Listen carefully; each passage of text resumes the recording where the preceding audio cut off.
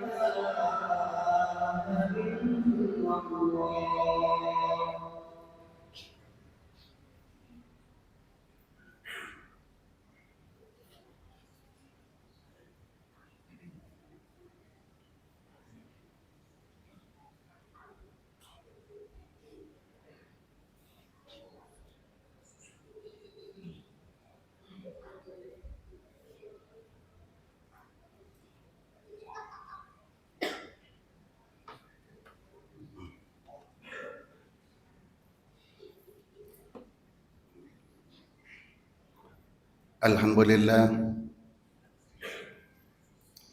alhamdulillahilladzi arsala rasulahu bil huda wa dinil haqq liyudhhirahu 'alad dini kullihi walau karihal musyrikun. Asyhadu an la ilaha illallah wahdahu la syarika lah wa asyhadu anna Muhammadan abduhu wa rasuluh. Allahumma salli wa sallim ala sayyidina Muhammad wa ala alihi wa ashabihi ajma'in, amma ba'd. Fa ya ibadallah, usikum wa nafsi wa iyaya bitaqwallah. Faqad fazal muttaqun, ittaqullaha haqqa tuqatih wa la tamutunna illa wa antum muslimun.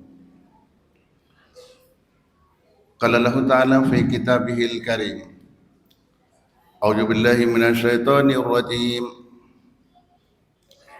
Bismillahirrahmanirrahim. Inna a'tainakal kautsar fasalli li rabbika wanhar. Inna syani'aka huwal abtar. Sadaqallahul azim. Bapak-bapak hadirin sidang jamaah Jumat yang dimuliakan oleh Allah. Alhamdulillah, segala puji bagi Allah, serta salam dan selawat kepada junjungan kita Nabi besar Muhammad sallallahu alaihi wasallam, Nabi yang membawa kita dari alam gelap menuju alam terang benderang seperti apa yang kita rasakan dan kita nikmati sekarang ini. Hadirin, ayat yang saya bacakan tadi itu merupakan surah Al-Kautsar, surah yang paling pendek dalam Al-Quran, terdiri dari 3 ayat.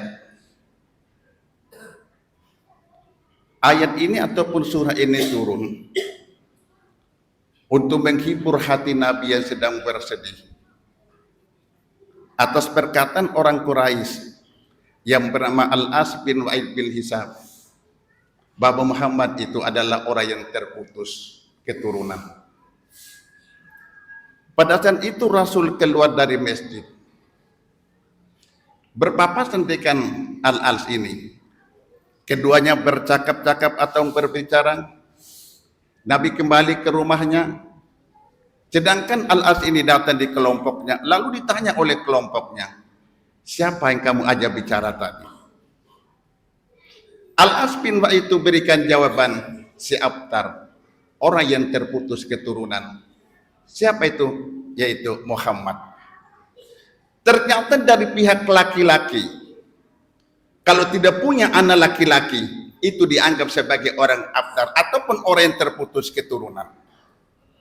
Nabi itu para hadirin bukan tidak punya anak laki-laki. Anak Nabi keseluruhannya itu 7 orang, 4 orang perempuan, 3 orang laki-laki. Tetapi yang 3 orang laki-laki ini menikah dalam usia dini semua. Ibrahim, Qasim, Abdullah. Makanya sewaktu meninggal ini anaknya bernama Ibrahim, Nabi itu bersedih. Nabi itu meneteskan air matanya. Makanya Al-As ini berkata, Muhammad itu adalah orang yang terputus keturunan. Makanya Allah itu menurunkan ayat ini, menghibur hati Nabi dengan berkata, Muhammad, kamu itu bukan orang terputus keturunan. Orang yang berkata sama kamu, dia itu adalah orang yang terputus keturunan. Aku ambil anakmu yang bernama Ibrahim itu, semua yang laki-laki ya Muhammad. Jangan sampai dia hidup, ya, tidak menjadi nabi, berarti kewibawaan buat kamu tidak ada. Kalau dia menjadi nabi, berarti kamu itu bukanlah dikatakan sebagai nabi terakhir. Itulah tujuan daripada ayat ini, untuk menghibur daripada hati Nabi yang sedang bersedih atas perkataan daripada orang-orang Quraisy tadi yang bernama Al-As bin Wa'il tadi. Ayat pertama Allah menjelaskan, inna a'tainakal kautsar. Sesungguhnya Allah itu memberikan nikmat kepada manusia begitu banyak. Kalau kita mau menghitung, tidak mampu kita menghitung. Wa in ta'udu ni'matallahi la tuhsuha. Kita hadir di sini merupakan suatu nikmat. Berikan kesehatan sehat, hidup bahagia, anak yang saleh dan saleh, itu merupakan nikmat. Tetapi ada nikmat yang paling sempurna yang diberikan oleh Allah kepada kita semua itu. Nikmat apa itu? Kata Rasul, min tamapin nu'mati dukhulul jannah wal khuruj minan nar. Nikmat yang paling sempurna yang diberikan oleh Allah kepada kita semua ini para hadirin. Nikmat masuk dalam surga wal fauzu minan nar, terhindar daripada siksaan api neraka. Hadir, saya yakin dan pejabat semua yang hadir ini kepingin masuk dalam surga. Tapi ingat para hadirin, jalan menuju dalam surga itu begitu susah, penuh dengan liku-liku. Harus sholat. Di samping kita melakukan ibadah sholat fardu, perbanyak melakukan ibadah sholat sunat. Harus berpuasa. Di samping kita melakukan ibadah puasa Ramadan, banyak puasa-puasa sunat. harus banyak baca Al-Quran, harus banyak baca. Itu jalan menuju surga. Sedangkan jalan menuju neraka sangat gampang. Tinggalkan sholat itu sudah pasti. Masalah kakung fi sakar. Apa yang menyebabkan kalian masuk dalam neraka sakar? Lalu jawab, qalu lam naku bidal musalli. Karena sewaktu kami hidup dunia, kami tidak pernah melaksanakan yang namanya ibadah sholat. Seulang kembali, karena sewaktu kami hidup dunia, kami tidak melakukan yang namanya ibadah sholat. Makanya ayat kedua itu Allah menjelaskan, fasalli li rabbika wanhar. Dirikanlah sholat untuk mengingat Tuhan. Hadirin, tidak ada alasan kita tidak melakukan ibadah, terutama adalah sholat. Bagaimanapun bentuk alasan kita nggak diterima oleh Allah. Sebab kenapa para hadirin? Karena itu semua sudah terdapat dalam 25 nabi dan rasul. Kaya Nabi Sulaiman, miskin Nabi Isa, diuji dengan penyakit Nabi Ayub. Kalau ditanya orang-orang kaya, kenapa kamu tidak sholat?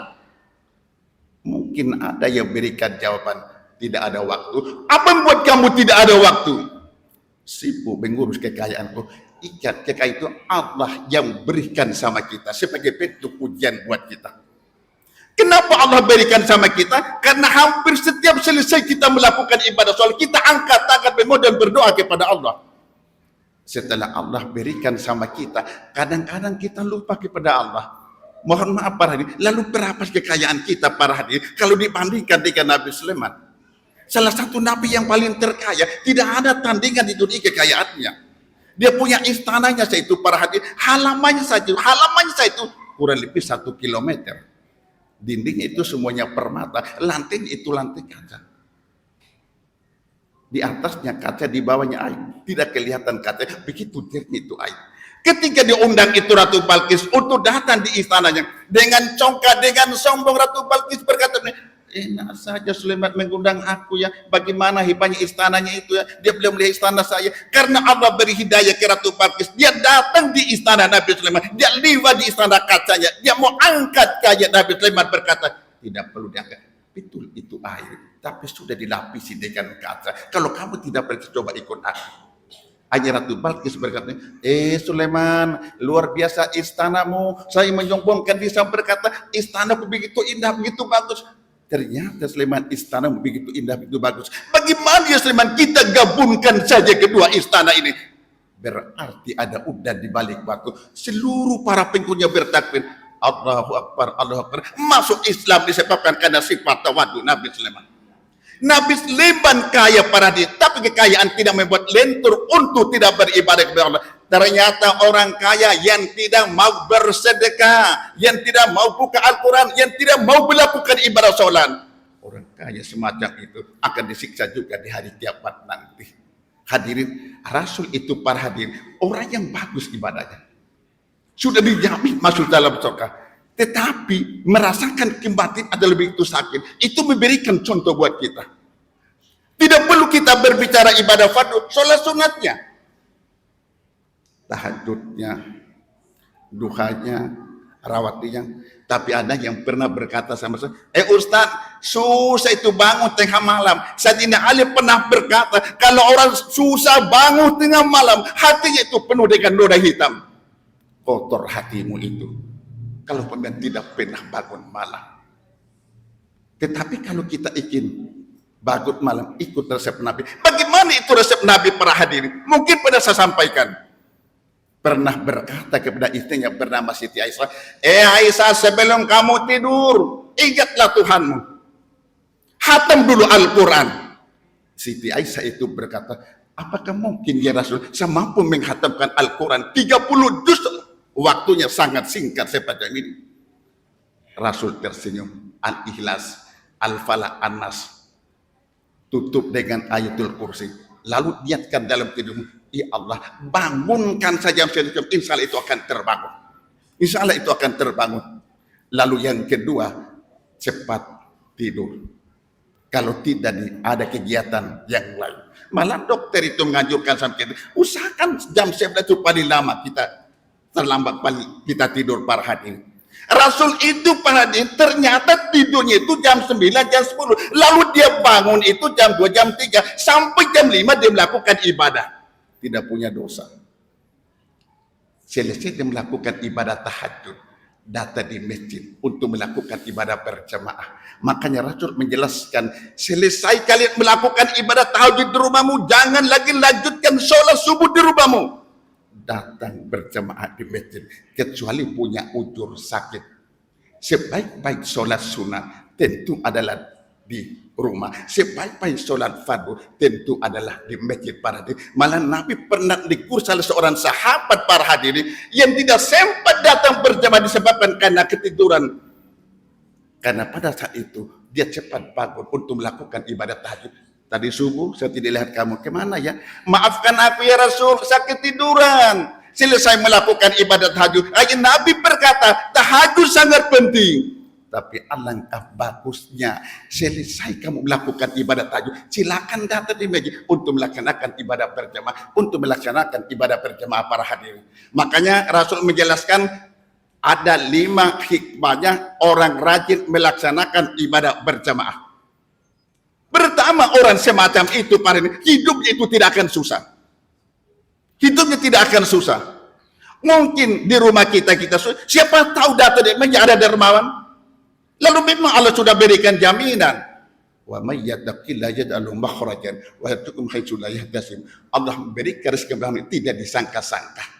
Yang penting mau berusaha, yang penting mau bekerja. Yang salah itu para hadirin, selesai kita melakukan ibadah sholat, lalu duduk jikit terus di masjid tidak mau bekerja, itu yang salah. Padahal Allah menjelaskan, selesai kalian melakukan ibadah sholat, silakan bertebarlah di muka bumi, cari rezekinya Allah. Hadirin, jangan seperti pada zaman Umar bin Khattab. Ada itu orang terus-terus di masjid, pagi, siang, malam ada di masjid, tapi tidak punya pekerjaan. Umar bin Khattab itu mereka tidak bertanya, Tuhan sedang apa? Saya sedang beribadah. Lalu saya minta kepada Allah. Allah itu kan maha pemberi. Ayat Umar bin Khattab menyatakan, cara itu bagus tapi ada kekurangannya. Bagusnya karena kamu mau beribadah kepada Allah, kekurangannya kamu tidak mau bekerja. Ditanya, punya istri, punya anak, punya. Siapa beri makan istri dan anakmu? Orang itu berikan jawaban, saya punya saudara saya yang memberi makan istri dan anakku. Akhirnya Umar bin Khattab menyatakan, kamu lebih saleh daripada saudara. Walaupun saudara itu tidak terus-terus menjadi seperti kami, tapi tidak pernah melupakan kewajiban kepada Allah dan termasuk kepada keluarga kamu. Umar bin Khattab menyatakan, la yaqud ahadukum an talabi rizqi wa yaqulu Allahumma rizqni wa qad alima anna sama la tumtiru dhahaba wal fiddah. Manusia, jangan kalian duduk menganggur berpangku tangan, tidak mau berusaha, tidak mau bekerja. Kalian tahu Allah itu tidak akan menurunkan hujan emas kepada orang pemalas seperti kamu, dan juga bumi tidak mengeluarkan hujan perak seperti apa yang kamu inginkan. Kalau kamu ingin mendapatkan rezeki, tentu kamu adalah harus berusaha, yang namanya bekerja. Kalau kamu ingin masuk dalam surga, bekerja tentunya sambil yang namanya ibadah, sambil yang namanya bekerja. Lalu yang kedua para hadirin, hikmahnya orang rajin berjamaah itu para hadirin, insya Allah akan dijauhkan daripada siksaan kubur. Pertanyaannya, apakah ada siksaan kubur? Ada. Yang bagaimana itu orang mendapatkan siksaan kubur? Pertama para hadirin, adalah orang yang genti, orang yang keluar sisa gentinya sementara dia melakukan yang namanya ibadah sholat. Saya ulang kembali, orang yang keluar sisa gentinya sementara dia melakukan yang namanya ibadah sholat. Kalau kita rasakan keluar, saya berikan contoh terutama pada subuh hari. Kalau kita bangun dari tidur, tentu kan langsung buang air kecil. Kadang-kadang itu para hadirin masih ada sisanya, netes. Kadang-kadang kita tidak terasa para hadirin keluar. Maka hal semacam itu dianggap sepele, itu bisa mendapatkan sisaan subuh. Maka itu saya itu kalau mau bangun sholat tengah malam atau sholat subuh misalnya itu, saya itu kadang-kadang dulu kurang lebih 5 menit atau paling lama itu 7 menit. Lalu saya cuci kembali para hadirin. Sebab kenapa? Jangan sampai netes pada saat kita melakukan ibadah yang namanya ibadah sholat. Lalu yang kedua, orang bisa mendapatkan yang namanya siksaan kubur para hadirin adalah orang yang suka gibah. Apa itu gibah? Suka menceritakan daripada kejelekan orang lain. Artinya hati ini adalah tidak selalu iri, selalu dengki. Sebagai penutup para hadirin, Nabi itu pernah duduk di dalam masjid dengan para sahabatnya. Tiba-tiba Nabi berkata begini, sebentar lagi akan datang penghuni surga di hadapan kita. Orang-orang yang berada di masjid itu matanya itu tertuju di pintu masjid. Dan dia membayangkan. Malah ada yang berkata, pasti orang hebat ini. Pasti dia ini, kalau istilah kita sekarang, pasti pejabat ini. Pasti dia orang kaya ini. Muncullah orang yang sangat sederhana pakaiannya. Masih basah mukanya dengan air wudhu. Dan dia membawa segigil sandal. Orang-orang bergumam. Dia kan berkata, oh penghuni surga. Tidak ada yang berani berkata, sebab kenapa dikhawatirkan? Siapa tahu dia memberikan jawaban yang tidak memuaskan. Hadirin. Hari keduanya Nabi masih berkata yang sama. Muncul orang yang sama. Begitu juga hari yang ketiga. Abdullah ibnu Ammar itu membohongi diri sendiri dengan berkata, Tuhan, saya diusir oleh orang tua sendiri di rumahku sendiri selama 3 hari 3 malam. Ya. Sekarang saya tidak punya tempat tinggal. Izinkan saya untuk bermalam di rumah Tuhan selama 3 malam. Apa tujuannya ingin selidiki? Apa amal ibadah orang ini? Begitulah hebatnya kalau orang-orang dulu. Kalau Nabi berkata orang itu masuk surga, dia akan selidiki apa amal ibadahnya. Itu penghuni surga itu berkata, silakan dengan senang hati saya terima kamu datang bermalam di rumahku. Dia selidiki malam pertama, tidak ada kelebihan, tidak pernah juga bangun tengah malam, tidak juga dia ada kedengaran bacaan Al-Quran, paginya juga tidak pernah sholat duha, pasti ada yang disembunyikan. Begitu juga hari keduanya, hari ketiganya Abdullah ibnu Ammar berterus terang, Tuhan, saya tidak diusir oleh orang tua sendiri di rumahku sendiri. Cuman saya penasaran terhadap perkataan Nabi bahwa Tuhan adalah penghuni surga. Apa amal ibadah Tuhan? Lalu dia jawab, apa yang kamu lihat? Itu yang aku lakukan. Ini Abdullah ibnu Ammar seakan-akan kecewa. Dia pulang ditarik tangannya oleh penghuni surga. Apa yang kamu lihat? Itu yang aku lakukan. Cuman ada satu mungkin nurut Nabi itu, bahwa saya adalah penghuni surga. Apa itu? Saya tidak mau pusing terhadap urusan orang lain. Saya tidak mau pusing terhadap urusan orang lain. Saya tidak pernah dengki, tidak pernah. Oh, di sinilah rahasianya. Pantaslah kata Rasul perhatian.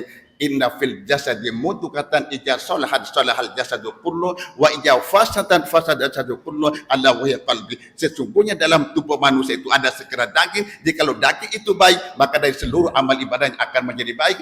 Jadi kalau daging itu jelek, maka dari seluruh amal ibadahnya akan menjadi ala wa qalbi. Ketahui bahwa itu adalah hati kita. Lalu yang terakhir para hadirin, hikmahnya orang rajin berjemaah, dia akan melewati situ seperti kilat dan juga dimasukkan ke dalam surga tanpa hisab. Oleh sebab itu para hadirin, selagi kita masih diberikan kekuatan, kenikmatan untuk hidup di dunia ini, pergunakan kesempatan, perbaikilah ibadah kita kepada Allah Subhanahu wa taala sehingga dalam kehidupan kita ini bahagia dan di akhirat pun akan bahagia.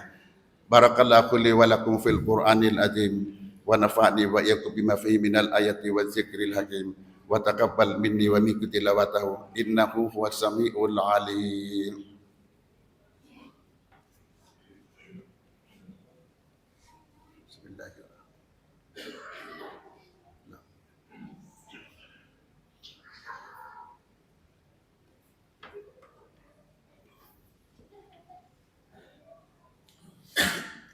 Alhamdulillah. Alhamdulillahilladzi hadana li hadza wa ma kunna linahtadiya laula an hadana Allah. Asyhadu an la ilaha illallah wahdahu la syarika lah wa asyhadu anna Muhammadan abduhu wa rasulan nabiyya ba'dahu. Ittaqullah qala Allah ta'ala fi kitabihil karim. A'udzu billahi minasyaitonir rajim. Bismillahirrahmanirrahim. Innallaha wa malaikatahu yusalluna 'alan nabi. Ya ayyuhalladzina amanu sallu 'alaihi wa sallimu taslima. Allahumma shalli ala Muhammad wa ala ali Muhammad kama shallaita ala Ibrahim wa ala ali Ibrahim wa barik ala Muhammad wa ala ali Muhammad kama barakta ala Ibrahim wa ala ali Ibrahim fil alamin innaka Hamidun Majid. Allahumma ighfir lil muslimina wal muslimat wal mu'minina wal mu'minat al-ahya'i minhum wal amwat innaka sami'un qaribun mujibu da'wata ya qadiyal hajat. Rabbana innana sami'na munadiya yunadi lil iman an aminu bi rabbikum fa amatna. Rabbana la tuzigh qulubana ba'da idh hadaitana wa hab lana min ladunka rahmah innaka antal wahhab. Rabbana hab lana min azwajina wa dzurriyyatina qurratan a'yun waj'alna lil muttaqina imama. Rabbana atina fid dunya hasanah wa fil akhirati hasanatan wa qina adzabannar. Ibadallah, innallaha ya'muru bil adli wal ihsan wa ita'i dzil qurba wa yanha 'anil fahsya'i wal munkar wal baghi ya'idukum la'allakum tadhakkarun wa la dzikrullahi akbar wallahu ya'lamu ma tasna'un.